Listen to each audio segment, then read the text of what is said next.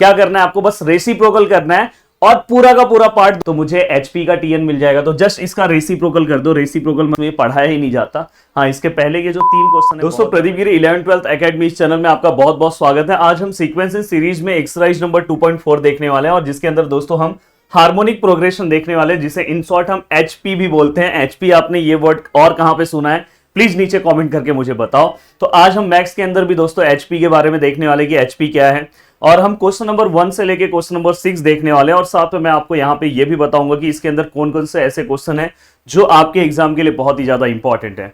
तो दोस्तों अगर आप यहाँ पे फर्स्ट क्वेश्चन देखोगे तो यहाँ पे देखो दोस्तों क्या लिखा हुआ है, verify whether the following sequences are HP. आपको वेरीफाई करना है कि ये जो सीक्वेंस दिया है दोस्तों ये एचपी में है कि नहीं है, ये आपको पता करना है।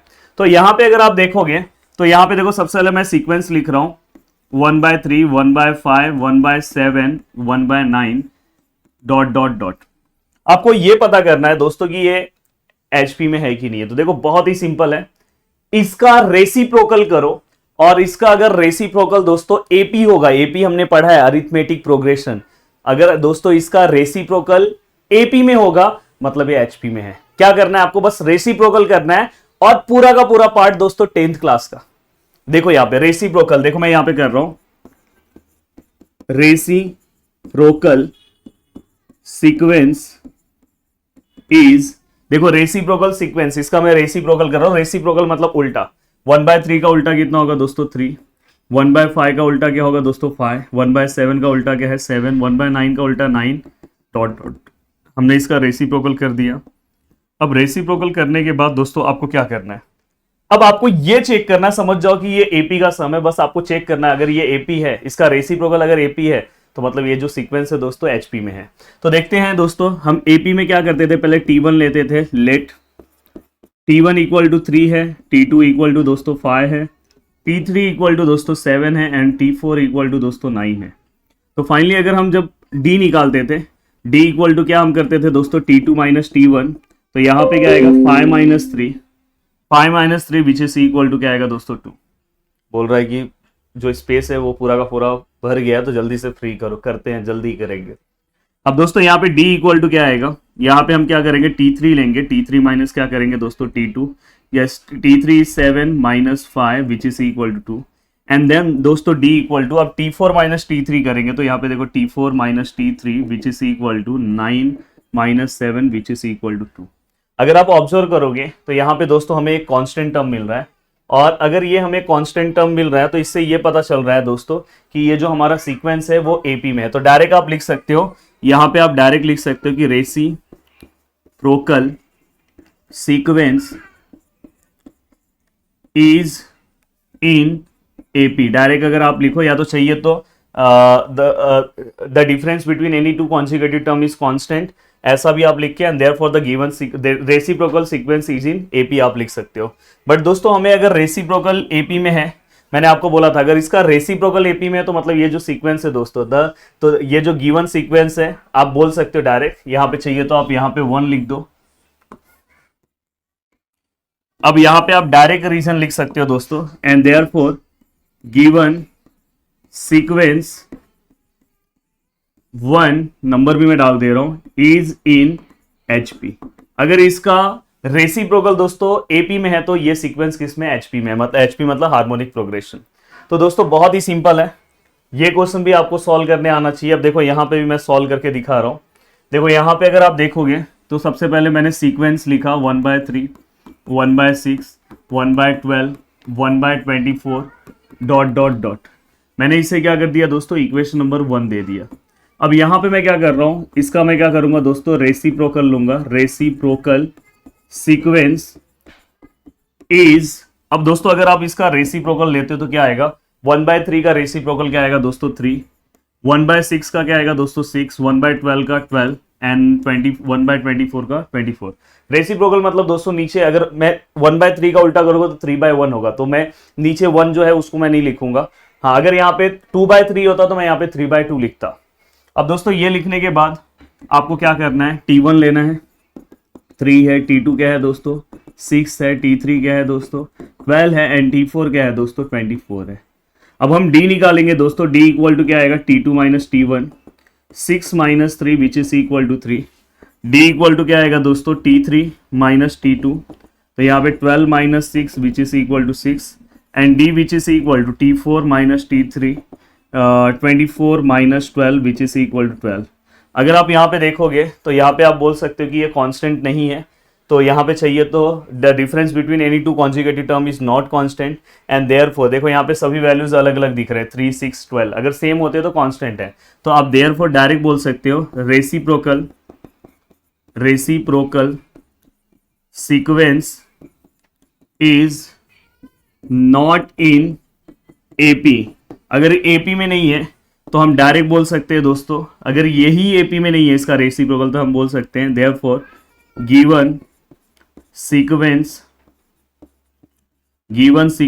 1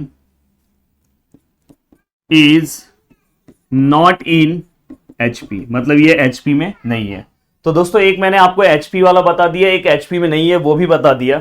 अब दोस्तों ये जो तीसरा वाला क्वेश्चन है, मुझे ऐसा लगता है कि आपको सॉल्व करना चाहिए, प्लीज इससे कंफ्यूज मत होना। यहाँ पे अगर मैं रेसिप्रोकल करूंगा तो फाइ का रेसिप्रोकल क्या आएगा दोस्तों, देखो फाइ के नीचे कुछ नहीं है तो 1 है, तो इसका रेसिप्रोकल क्या आएगा दोस्तों, 1/5।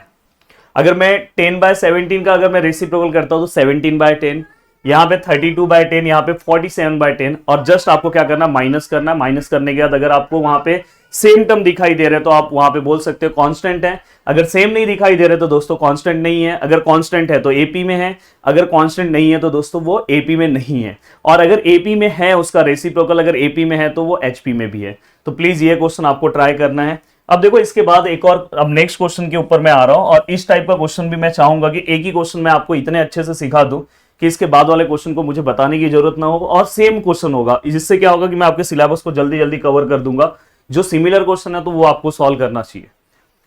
फाइंड द nth टर्म, मतलब अपने को क्या फाइंड आउट करना है दोस्तों, nth मतलब tn अपने को क्या करना है, फाइंड आउट करना है, and hence find the tth term, मतलब अपने को क्या करना है, 8th टर्म भी दोस्तों फाइंड आउट करना है फॉलोइंग HP।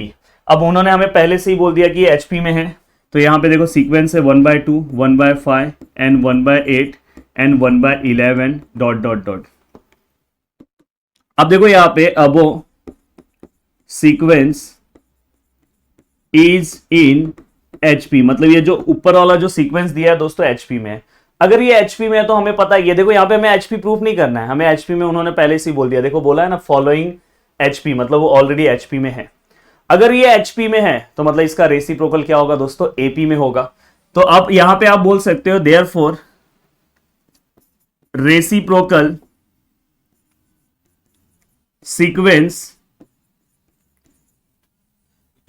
सीक्वेंस में लिख भी ले रहा हूं, 1/2 का रेसिप्रोकल क्या होगा दोस्तों, 2, 5, 8, 11 dot dot dot is in AP। मतलब दोस्तों इसका जो रेसिप्रोकल है, इससे ये पता चल रहा है कि वो किसके अंदर है दोस्तों, AP में है। अगर रेसिप्रोकल AP में है तो मुझे पता है कि फर्स्ट टर्म में क्या लेता हूं दोस्तों, A, और दोस्तों मैं डिफरेंस कैसे निकालता हूं दोस्तों, 5 - 2 विच इज इक्वल टू 3। देखो इसके पहले वाला क्वेश्चन अलग था, प्लीज कंफ्यूज मत होना।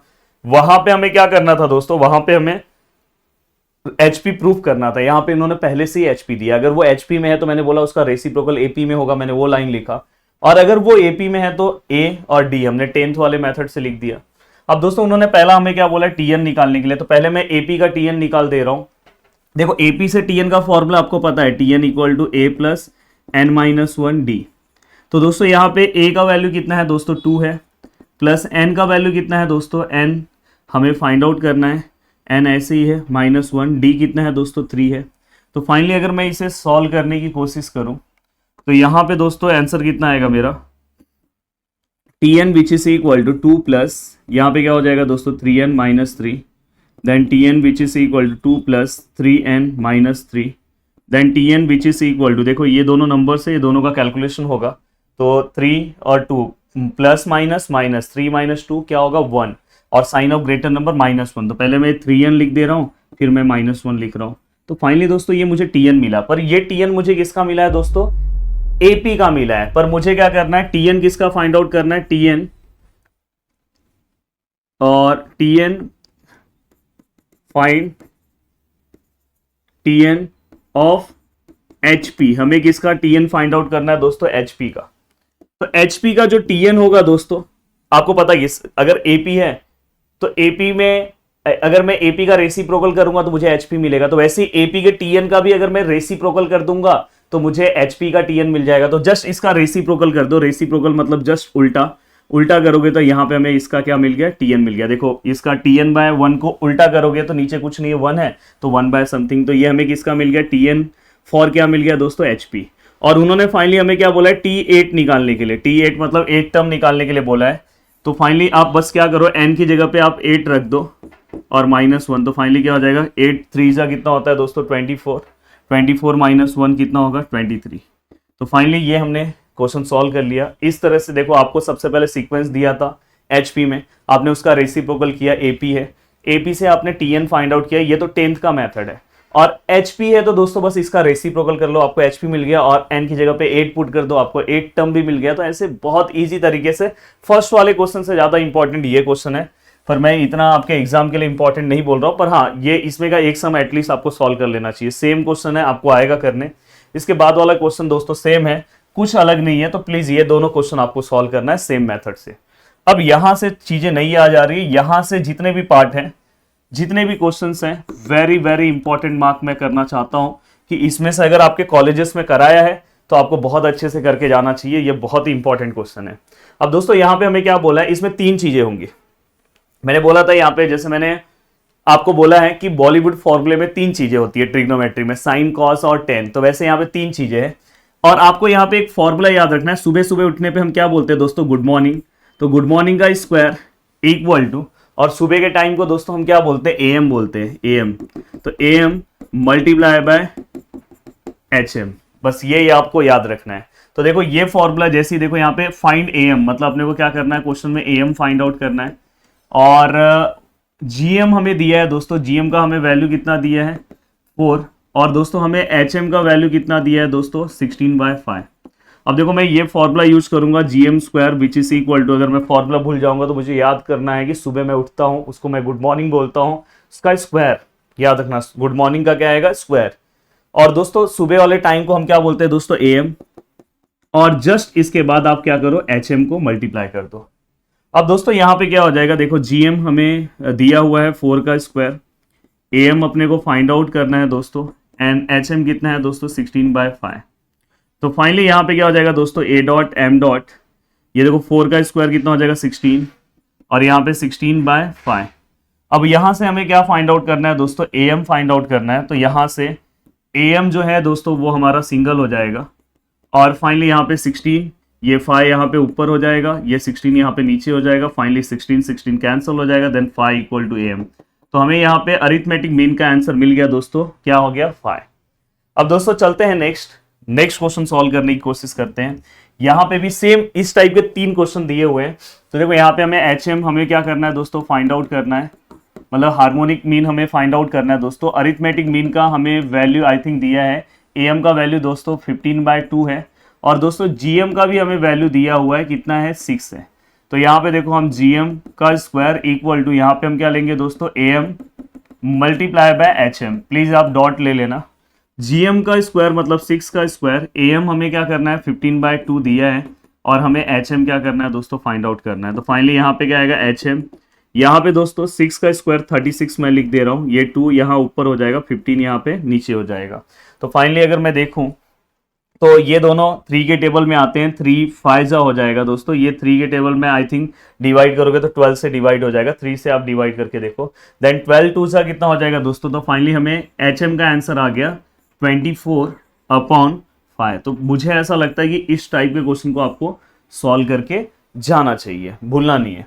अब देखो ये क्वेश्चन मैं आपको देना चाहता हूं, देखो यहाँ पे भी वही है, जीएम आपको फाइंड आउट करना है, आपको एएम और एचएम क्या है दोस्तों दिया हुआ है, जस्ट यहाँ पे स्क्वायर रूट में वैल्यू चले जाएगा, और दो का आप ग्रुप बनाना, जैसे यहाँ 75 मल्टीप्लाई बाय 48 है, तो यहाँ पे आप ट्राई करना दो के ग्रुप बना के आप इसके आंसर्स को फाइंड आउट कर लोगे। चलो अगर चाहिए तो मैं इसे सॉल्व ही कर देता हूँ।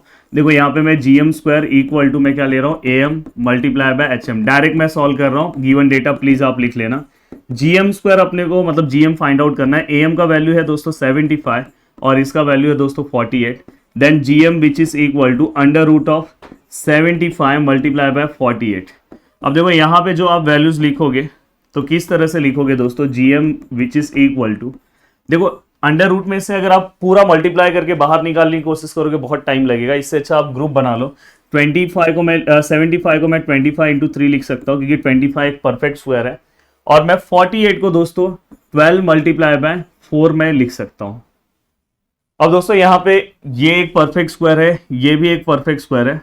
और दोस्तों यहाँ पे अगर मैं देखूं, देखो ये 25 हो गया, 12 3 सा कितना होगा दोस्तों 36 और 4, तो ये तीनों परफेक्ट स्क्वायर हैं। तो फाइनली मैं आंसर बाहर लिख सकता हूँ, इसका आंसर बाहर 5 आएगा, इसका आंसर बाहर 6 आएगा, इसका आंसर बाहर 2 आएगा। तो finally value of GM which is equal to 5 2 सा कितना होता है दोस्तों 10, और 10 मल्टीप्लाई बाय 6 कितना होगा 60। तो ये क्वेश्चन तो आपको सॉल्व करना चाहिए था, बट ये कैलकुलेशन की वजह से ये क्वेश्चन मैंने सॉल्व कर दिया।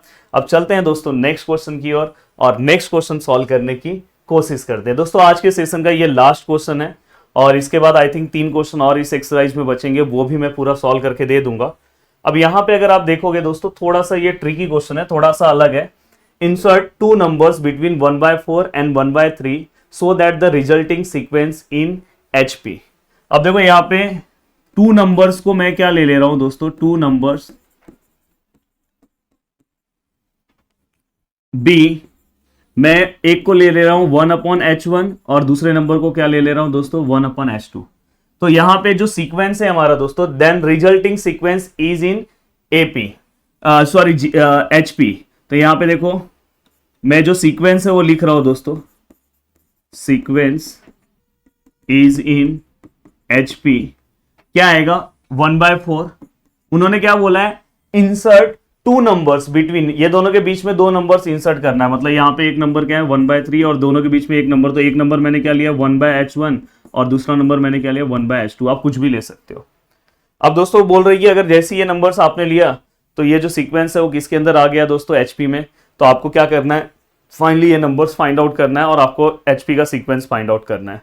तो दोस्तों यहाँ पे इस तरह के क्वेश्चंस को सबसे पहले मैं बोल सकता हूं 4H1 H2 और 3 इज इन AP। आप ये बोल सकते हो दोस्तों, आपको पता है कि जो भी इसका रेसिप्रोकल होगा, reciprocal sequence is 4H H1 H2 H3। मुझे ये इज गायब करना है, reciprocal sequence 4H1 H2 H3 sorry 3 is in AP। अगर दोस्तों ये AP में है तो वैल्यू ऑफ T1 क्या होगा दोस्तों 4, द वैल्यू ऑफ T2 क्या होगा दोस्तों H1, the value of T3 क्या होगा दोस्तों H2 and the value of T4 क्या होगा दोस्तों 3। ध्यान से अच्छे से इस क्वेश्चन को आपको सॉल्व करना चाहिए, और इसी के बाद सेम वो मैं नेक्स्ट लेक्चर में लूंगा, GP का क्वेश्चन इसी तरह का है। अब दोस्तों यहाँ पे अगर मैं सॉल्व करने की कोशिश करूं तो फाइनली आपको क्या करना है पता है, ऐसा आंसर लेना है कि जिसमें आप बाकी के वैल्यूज को भी पुट कर सकते हो। जैसे अगर मैं T1 मत लेना, T1 के अलावा आपको जो पता है आंसर वो लेना। ये देखो ये मुझे पता है तो आपको ये लेना चाहिए। तो यहाँ पे देखो अगर आप T4 का फॉर्मूला अप्लाई करते हो तो यहाँ पे सबसे पहले Tn का फॉर्मूला मैं लिख रहा हूँ, Tn इक्वल टू, क्योंकि AP है तो AP का फॉर्मूला है n-1d। तो यहाँ पे T, यहाँ पे क्या आ जाएगा दोस्तों 4, A का वैल्यू आपको पता है दोस्तों, T1 मतलब ही A होता है 4, इसलिए मैंने ये A का वैल्यू लेने के लिए मैंने T1 आपको मना किया था, इसलिए आप T1 के अलावा जो आपको पता है वो आप लिया करो। यहाँ पे दोस्तों क्या हो जाएगा, n कितना है हमें 4 है, 4 - 1, d का वैल्यू अपने को नहीं पता है, T4 का आंसर अपने को पता है 3 है, ये देखो यहाँ पे, देन ये 4 प्लस यहाँ पे क्या आएगा दोस्तों 3d। तो फाइनली ये 3 - 4 यहाँ पे क्या है दोस्तों 3d, तो फाइनली ये 3d -1, देन दोस्तों d इक्वल टू -1/3। तो यहाँ पे हमें d का वैल्यू मिल गया दोस्तों। अब अगर आप चाहते हो d का जैसे ही आपको वैल्यू मिल गया, आपको अगर समझो T2 टर्म निकालना है। कौन सा टर्म निकालना है, T2 टर्म H1 है ना, T2 टर्म आपको फॉर्मूला पता है दोस्तों, T2 हम कैसे निकालते हैं, T1 + d लेते हैं, ये आपने पढ़ा होगा 10th में। T1 में मैं डिफरेंस को प्लस कर दूंगा, T1 मुझे पता है कितना है 4 है, और T1 टर्म में हमें क्या करना है दोस्तों, T1 4 है और D कितना है दोस्तों, D हमें पता चल गया कितना है -1/3। तो फाइनली मैं T2 which is equal to, ये सॉल्व करूँ 4 - 1/3, तो ये देखो 3 4 12, 12 - 1/3 मतलब 11/3। तो फाइनली हमें यहाँ पे आंसर कितना मिला 11/3। और ये जो है दोस्तों ये T2 है। T2 मतलब हमारा यहाँ पे क्या है दोस्तों, T2 मतलब T2 which is equal to H1, मतलब हमें H1 मिल गया दोस्तों कितना 11/3। अब ये मिलने के बाद दोस्तों आपको क्या करना है, सेम आपको T3 निकालना है। T3 मतलब H2, मतलब H2 आपको फाइंड आउट करना है। T3 मतलब H2 आप चाहिए तो यहाँ पे लिख सकते हो। और T3 टर्म निकालने के लिए हम क्या करते हैं, T2 में D प्लस करते हैं।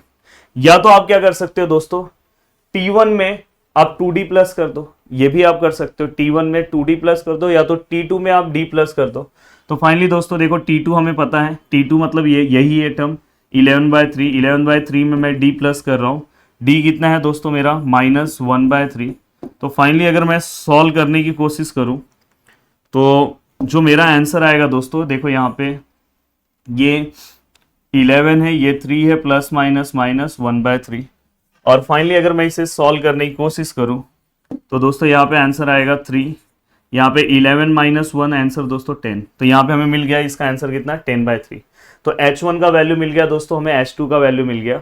अब H1 और H2 का अगर हमें वैल्यू मिल गया तो दोस्तों मैं अपने सीक्वेंस को फिर से नीचे लिख सकता हूँ। रिजल्टिंग सीक्वेंस ऑफ HP तो 1/4 है। यहाँ पे 1/H1 का वैल्यू कितना है दोस्तों, H1 11/3 है, तो आप 3 ऊपर ले लेना। और दूसरा हमारा 1/H2 का वैल्यू कितना है दोस्तों 10/3 है, तो यहाँ पे क्या आएगा दोस्तों 10/3। और यहाँ पे H3 का वैल्यू कितना है दोस्तों, ये तो आपको पता है 1/3। तो ये रिजल्टिंग सीक्वेंस ऑफ हमारा क्या हो गया दोस्तों, HP हो गया। प्लीज अच्छे से इस वाले सम को आपको देख लेना है, इतना ज्यादा इंपॉर्टेंट नहीं है क्योंकि बहुत सारे कॉलेजेस में ये पढ़ाया ही नहीं जाता। हाँ, इसके पहले के जो 3 क्वेश्चन है बहुत ज्यादा इंपॉर्टेंट है। देखो 11th में वो चीजें इंपॉर्टेंट है जो आपके कॉलेज में पढ़ाया जा रहा है। तो जो चीजें आपके कॉलेज में पढ़ाया जा रहा है उसे आपको बहुत दिल से अच्छे से आपको फॉलो करना है। उम्मीद कर रहा हूँ कि पूरा का पूरा वीडियो आपको बहुत अच्छे से समझा है। जरूर आप लास्ट में ये चाहिए तो 3 ऊपर ले लेना, इसको अच्छे से आंसर लिख देना। और वीडियो को देखने के लिए दिल से थैंक्स। जितना हो सके वीडियो के नीचे कमेंट करो, जिससे मुझे एक मोटिवेशन मिलेगा। लोगों तक शेयर करो। जल्दी जल्दी हम आपके सिलेबस को कवर करेंगे। बाय बाय, टेक केयर, मिलते हैं नेक्स्ट लेक्चर में। जय हिंद दोस्तों।